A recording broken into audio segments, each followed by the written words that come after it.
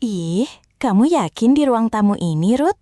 Tanyaku, sesaat setelah Rudy meletakkanku di kursi. Iyalah, Bu.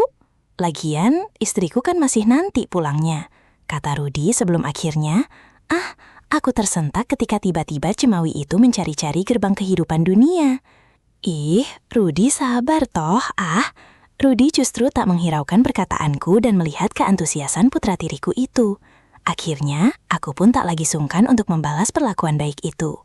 Bahkan sebelum Rudy mengambil perahu motor itu, akulah yang lebih dulu mengambilnya. Wajah Rudy pun bersemu. Wajah yang dulunya lugu justru berubah karena kesalahanku. Kesalahan yang aku pun tak tahu sampai kapan berakhirnya. Dan sebelum kisah itu dimulai, sebut saja namaku Tatik, atau Tatik biasa orang-orang menganggilku. Di sini aku akan menceritakan kisah yang pernah kualami bersama Rudy, anak tiriku. Kisah yang tak pernah kurencanakan, tapi entah bagaimana jadi tak terlupakan hingga kini. Waktu itu usiaku sudah 53 tahun. Aku adalah istri kedua suamiku. Menikah dengannya setelah istri pertamanya meninggal dunia. Tepatnya ketika Rudy masih remaja, hingga ia memutuskan merantau dan menikah di kota asal istrinya berada. Aku berasal dari kampung yang sama, dan dulunya akulah yang merawat keluarga itu di masa sulit. Sejak Rudy pergi, aku tinggal berdua dengan suamiku. Sayangnya suamiku semakin sibuk dengan urusan sawah dan pekerjaan sampingan, bahkan jarang sekali ada waktu untukku. Kalaupun ada, waktunya pun lebih banyak dihabiskan dengan beristirahat di rumah. Sebenarnya sudah bertahun-tahun aku merasa kesepian, terutama di malam hari, di mana suami istri biasanya menjalankan ibadah pasutri. Memang kusadari, keinginan seorang wanita tak akan pernah benar-benar hilang meski usia bertambah, dan hal itulah yang saat itu kualami. Hanya saja aku tak bercerita pada suamiku, lantaran mungkin usianya yang sudah rentah tak mampu lagi untuk mengimbangi keinginan itu. Selama ini aku hanya menyelesaikannya dengan Cemawi ataupun lainnya, meski bencananya tak seindah dengan yang asli, tapi setidaknya bisa meredakan keinginan yang mengganggu pikiranku itu. Sampai akhirnya beberapa bulan kemudian, suamiku memintaku untuk berkunjung ke rumah Rudy di kota. Alasannya untuk menjenguk cucuku yang baru lahir, sekaligus membantu Lina, menantuku yang sudah kuanggap seperti anak sendiri. Selain itu, di sana setidaknya aku bisa liburan dengan suasana baru, dan tak terus-menerus melayang pada kesunyian di rumahku. Kebetulan, suamiku tak bisa ikut lantaran pekerjaannya, sehingga aku datang sendiri dengan menggunakan bis antar kota. Singkatnya, saat tiba di terminal, Rudy dan Lina pun menjemputku dengan antusias. Lina langsung memayuku di depan. Tapi entah kenapa, mataku justru tertuju pada Rudy putra tiriku itu. Ya Tuhan, setelah hampir 5 tahun tak bertemu, dia sudah jadi pria yang begitu tampan. Perawakannya yang tegap, wajahnya yang maskulin, serta senyumnya masih sama seperti dulu, membuatku terpana sesaat. Tentu saja aku tak bisa menyembunyikan diri untuk tak tersenyum genit saat ia menyalamiku. "Apa kabar, Rudy?" tanyaku pelan. "Baik, Bu," jawabnya agak grogi. "Oh, lucu sekali," pikirku. Singkat kata, sejak hari pertama di rumah mereka, aku langsung membantu Lina mengurus cucuku. Aku tahu Lina capek sekali, dan aku tahu betul dia belum pulih sepenuhnya setelah melahirkan. Aku bisa tahu dari gelagat Rudy yang sering memandang Lina dengan harap, tapi Lina selalu cuek, seolah lelah, dan tentu saja masalah batin mereka terganggu. Selain itu, aku juga sering mendengar obrolan mereka di malam hari. Terutama sejak bersalin, Rudy juga tidur terpisah dengan Lina, di mana Lina tidur dengan putri mereka, sementara Rudy tidur di lantai bawah, bersebelahan dengan kamarku. Entah apa alasannya, tapi yang pasti aku sebagai wanita paham betul rasa kesepian yang dirasakan oleh anak tiriku itu. Dari kondisi itu pula, aku seperti mendapat celah untuk mendekati Rudy. Entah dari mana datangnya, timbul tekad dalam diri untuk menggantikan tugas menantuku itu. Aku mulai lebih perhatian pada putra tiriku itu, terutama di pagi hari, di mana aku sudah menyiapkan sarapan spesial untuknya. Dan kalau dia pulang malam, aku pun menunggunya di ruang tamu sambil menawarkan pijatan kecil, meski kadang Rudy pun masih menolak secara halus. Aku tahu, kebiasaan genitku itu memang tak pernah hilang, bahkan dulu sewaktu masih muda. Banyak pria yang tergila-gila karena sikap genitku itu, termasuk ayah Rudy. Dan kini, meski usia sudah tak lagi muda, entah kenapa kebiasaan lamaku itu seolah kampuh lagi, terutama sejak bertemu Rudy. Melihat Rudy yang begitu gagah, entah pikiran dari mana, membuat jiwaku terpanggil. Waktu pun berlalu dan hari demi hari pun berganti. Semakin lama berada di rumah mereka, entah kenapa aku justru semakin tak tahan. Bahkan aku sering tak sadar menggenggam tangan Rudy saat kami duduk berdua di depan TV. Selain itu, aku juga makin sering melontarkan kata-kata bermakna lain, seolah memberinya kode sunyi itu. Dan kalau sudah begitu, biasanya ia seperti tak tenang, tapi tak ayal juga tersenyum meski ada grogi.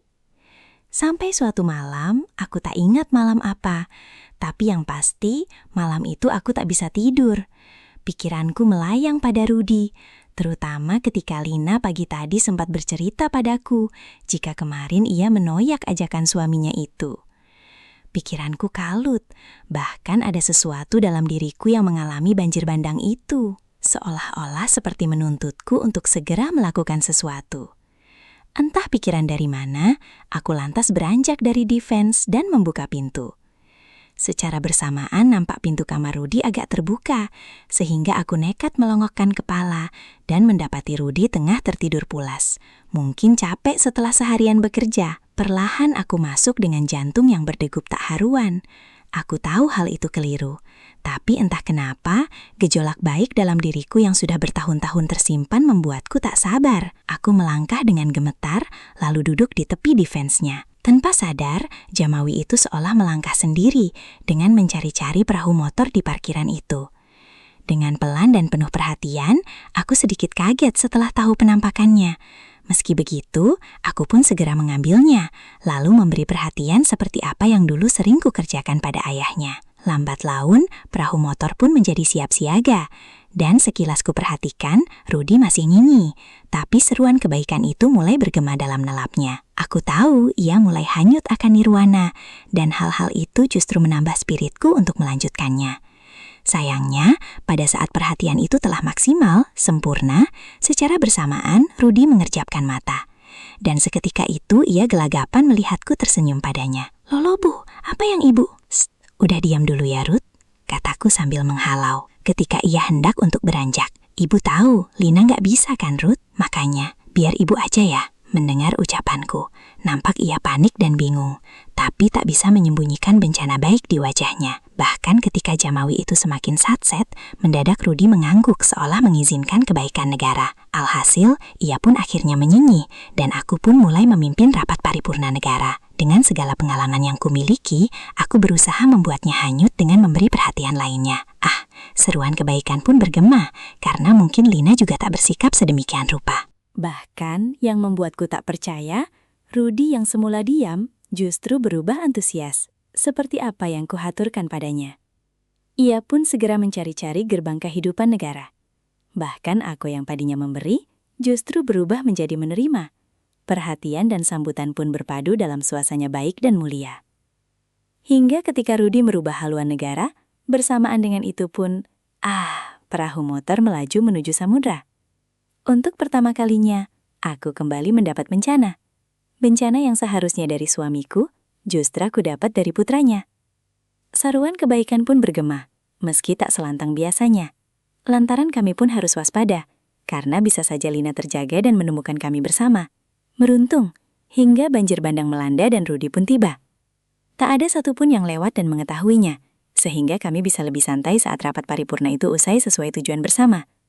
Untuk sejenak kami sama-sama terdiam dengan pikiran yang masih melanglang buana. Sampai semenit kemudian, aku sedikit panik ketika Rudy tiba-tiba menitikkan air matanya. "Kamu kok nangis, Ruth?" kataku sambil mengusap keningnya. Enggak kok, Bu." Rudy cuma, katanya berusaha menyembunyikan kesedihannya. "Iya, Ruth, Ibu tahu. Ibu yang salah. Tapi bukankah Ibu cuma bantu aja, Ruth?" "Iya, Bu, Rudy ngerti. Rudy juga yang salah, Bu. Seharusnya Rudy tadi bisa nahan. Seharusnya Rudy bisa menghindar. Tapi yang ada, Rudy justru." "Ibu juga yang salah, Ruth. Maafin Ibu ya, Ruth," kataku pura-pura menangis. Dan bersamaan dengan itu, Rudy pun memelukku. Alhasil kami saling menangis, mencurahkan segala keluh kesah dan masalah yang kami alami dari pasangan masing-masing. Aku pun menceritakan tentang kesunyianku. Dan dia pun mengerti, lantaran dia juga merasakan hal yang sama. Sayangnya kebersamaan itu harus berhenti sejenak, lantaran tiba-tiba terdengar langkah di luar. Aku buru-buru membereskan negara. Begitu pula dengan Rudy yang beranjak bersembunyi di tepi defensenya. Dengan langkah pelan, aku keluar untuk memastikan keadaan. Beruntung, rupanya hanya pembantu yang lewat, dan agaknya ia tak curiga. Sebelum kembali ke kamar, aku sempat menoleh ke arah Rudy yang masih terdiam di defensenya. Makasih, Harut. Ibu bahagia malam ini. Rudy pun tersenyum sebelum akhirnya kami berpisah setelah aku beranjak menuju kamarku. Dan ya, malam itu memang kami juga sudah berjanji untuk melupakan dan tak mengulang kebaikan tersebut. Tapi terkadang keinginan memang tak semudah janji yang diucapkan. Lantaran setelahnya masih ada lagi kejadian-kejadian yang tak pernah kami sangka. Singkatnya, beberapa hari setelah kejadian itu, suasana di rumah jadi agak canggung. Rudy lebih menghindari tatap mataku saat sarapan, atau tanpa sengaja berpapasan denganku. Meskipun aku tahu, setiap kali mata kami tak sengaja bertemu, ada kilatan lain yang sama-sama kami redam. Aku tahu, aku yang memulai. Dan aku tahu, itu benar-benar keliru. Tapi setelah merasakan kembali bencana yang tak kudapat bertahun-tahun, rasanya sulit sekali untuk benar-benar berhenti. Rudy memang benar-benar berbeda dengan ayahnya. Dan aku makin terbelenggu oleh pikiran keinginan itu setiap hari, bahkan setiap waktu. Sampai beberapa hari kemudian, tepatnya seminggu setelah kejadian itu, kembali kesempatan baik itu hadir lagi. Suatu pagi Lina harus ke dokter untuk kontrol rutinannya. Ia pergi pagi-pagi sekali, meninggalkan aku dan Rudy di rumah. Dan pembantu di rumah itu juga izin pulang, lantaran kurang enak badan. Saat itu, aku sedang di dapur menyiapkan teh. Rudy keluar dari kamarnya dengan menggunakan kaos oblong dan sayung khas orang bangun tidur. Bersamaan dengan itu, timbul lagi gelenyar aneh dalam diriku. Entah kenapa aku tak bisa menahan diri untuk tak menatapnya lama saat melangkah ke arahku. Kok udah bangun kamu, Ruth? Sapaku sambil tersenyum. Tapi kali itu senyumanku lebih lain dari biasa. Iya, pagi juga, Bu.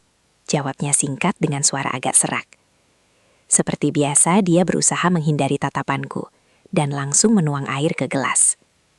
Entah keberanian dari mana, kakiku secara tak sadar melangkah mendekat pelan ke belakangnya.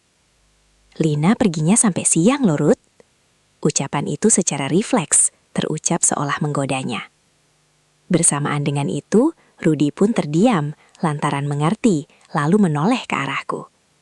Tentu saja aku makin mumat dibuatnya. Tatapan matanya seolah membuat hati ini tergugah, dan tanpa sadar, sebuah peyukan kuaturkan saat itu juga. Aroma asam khas bangun tidur langsung mengirim sinyal baik padaku. Ia berusaha membuang muka, tapi peyukannya makin erat membuatnya berkata, "Ih, Ibu, kita kan sudah janji toh, nggak kayak gini lagi," kata Rudy. Tapi aku tahu dari nada suaranya, ia juga tak yakin untuk menghindarinya. Janji itu kan dibuat kemarin, toh Ruth. Kalau sekarang, janjinya sudah nggak berlaku. Sontak saja Rudy kaget, bahkan diam beberapa detik. Matanya penuh konflik antara bersalah dan juga keinginan yang tak lagi bisa disembunyikan. Sebelum ia menyangkal perasaan itu, aku lebih dulu maju hingga nyaris tak ada jarak antara wajahku dan wajahnya itu. Dan benar saja, Rudy tak menoyap ketika sebuah sambutan tercipta. Sambutan yang penuh penyesalan, tapi juga penuh dengan kerinduan. Aku bisa tahu dari gesturnya yang seolah tak benar-benar ingin menghindar. Bahkan, lambat laun, jemawi itu juga ikut berpartisipasi mencari hiasan gerbang di bawi segitiga Bermuda. Seperti halnya kejadian kemarin, aku pun membaras antusias kebaikan itu. Beberapa menit, bahkan nyaris setengah jam lamanya, sampai ia tiba-tiba berkata, "Ibu mau di sana apa di ruang tamu aja?" kata Rudy sambil menuju kamar dan ruang tamu yang sepi. "Terserah kamu aja, Ruth. Di mana aja, Ibu woki kok," kataku sebelum akhirnya aku malah tersentak ketika tiba-tiba Rudy membawaku ke kursi ruang tamu. Dan ya, di sanalah untuk kedua kalinya kami hanyut akan kebaikan bersama. Bedanya saat itu, Rudy tak lagi malu untuk mengekspresikan diri. Apalagi ia tahu jika Lina tak akan pulang sebelum jadwalnya. Sabar, Torut. Jangan buru-buru gitu ah. Rudy justru tak menghiraukan perkataanku dan melihat keantusiasan putra tiriku itu. Akhirnya aku pun tak lagi sungkan untuk membalas perlakuan baik itu. Saking antusiasnya, sebelum Rudy mengambil perahu motor itu, akulah yang lebih dulu mengambilnya. Dan saat itulah aku tahu alasan Rudy menyambutnya. Oh Allah, pantas aja kamu gak sabar, Ruth. Lawang udah kayak gini kok, kataku yang berhasil mengambil perahu motor pada parkirannya. Wajah Rudy pun bersemu. Rudy memang gak bisa sabar, Bu, kalau urusan ini, katanya yang sesekali menetap plafon rumah sambil berseru yang gembira. Saat itulah semua pengalaman baik kuterapkan juga. Sampai-sampai ia pun tak sabar dan justru merubah haluan negara. Rudy seperti pria yang baru menemukan hadiah setelah sekian lama menunggunya. Dan aku justru merasa lebih hidup di usiaku yang tak lagi muda. Ruang tamu yang biasanya digunakan untuk bercengkrama justru berubah menjadi ruangan rapat paripurna negara. Dan TV serta perabot lainnya seolah menjadi saksi bisu kebaikan yang tercipta. Baik aku dan Rudy pun sama-sama berusaha membawa suasana menjadi lebih ceria. Seolah kami sama-sama tak ingin kebaikan itu berakhir singkat tanpa kesan apa-apa. Ini beneran yang terakhir loh, Bu, katanya pelan dengan wajah yang tak yakin. Aku hanya tersenyum. Tergantung sih, Ruth.